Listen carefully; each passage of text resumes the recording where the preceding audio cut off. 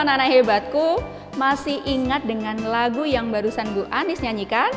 Ya, itu tadi adalah lagu Hari Kemerdekaan. Hari ini kita akan belajar materi tentang apa ya kira-kira? Nah, simak terus video Bu Anis berikut ini. Hari ini kita akan belajar tema 2, subtema 1, pembelajaran 5. Anak-anak, coba perhatikan video di belakang Bu Anis ini.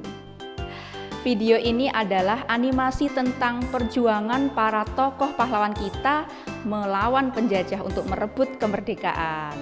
Nah, untuk lebih jelasnya, simak videonya ya. Bu Anis akan bersembunyi dulu. Hup. Bangsa Indonesia pada saat penjajahan mengalami kesengsaraan yang luar biasa, kekurangan makanan, pakaian, beserta kerja paksa di bawah kondisi yang menyiksa. Melihat penderitaan ini, tokoh-tokoh nasional Indonesia seperti Soekarno, Muhammad Hatta yang tergabung dalam PPKI berjuang untuk memerdekakan Indonesia. Kemerdekaan bagaikan jembatan emas di seberang jembatan. Jembatan emas inilah baru kita leluasa menyusun masyarakat Indonesia merdeka yang gagah. Menyerahlah atau Jepang kami hancurkan. Maka Jepang pun menyerah tanpa syarat kepada sekutu. Baiklah, kita buat seperti ini. Proklamasi kami, bangsa Indonesia, dengan ini menyatakan kemerdekaan Indonesia. Hal-hal yang mengenai pemindahan kekuasaan dan lain-lain diselenggarakan dengan cara seksama dan dalam tempo yang sesingkat-singkatnya. Jakarta, 17 Agustus 1945.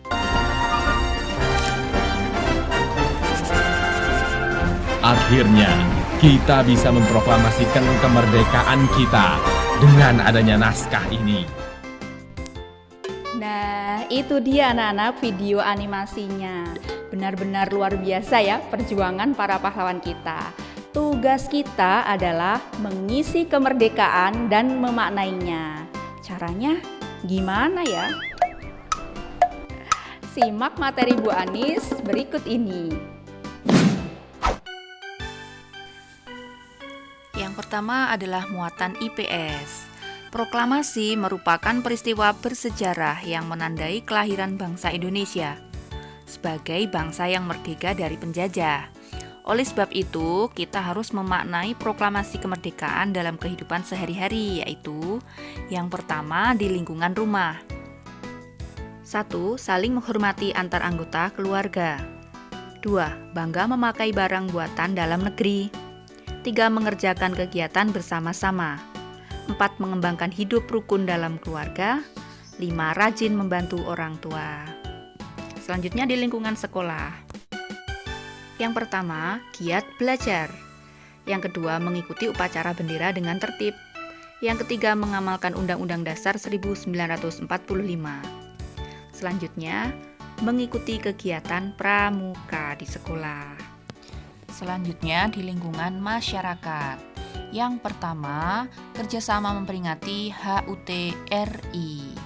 Yang kedua, menjaga kerukunan. Yang ketiga, saling menghormati antar masyarakat. Yang keempat, mendukung pembangunan nasional. Dan yang kelima, mengutamakan kepentingan bersama. Nah, tugas kalian yang pertama, tuliskan isi teks proklamasi. Yang kedua, sebutkan masing-masing 3 contoh cara memaknai proklamasi kemerdekaan di rumah, di sekolah, dan di masyarakat. Mari kawan bermain tebak-tebakan, mencari pola lantai dalam tarian. Siapa yang sudah tahu, siapa yang sudah tahu, kita tebak bersama. Ayo kita cari tahu tentang pola lantai dalam tarian. Simak materi Bu Anis berikut ini. Pola lantai dalam gerak tari. Pola lantai merupakan garis yang dilalui penari saat melakukan gerak tari.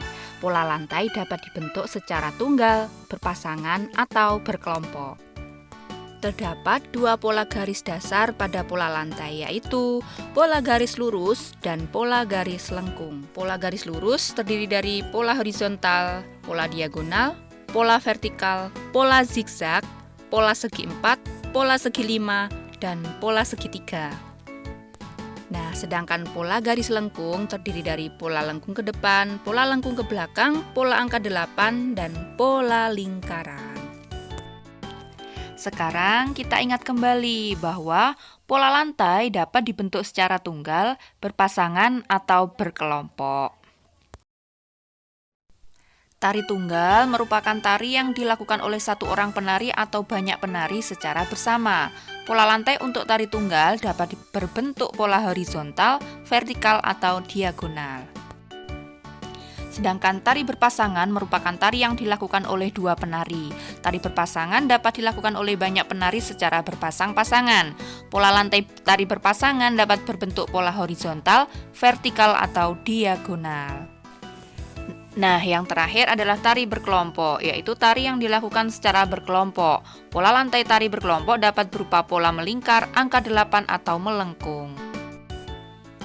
Nah, untuk mengukur pemahaman kalian tentang materi ini, kerjakan tugas 2 berikut ini ya.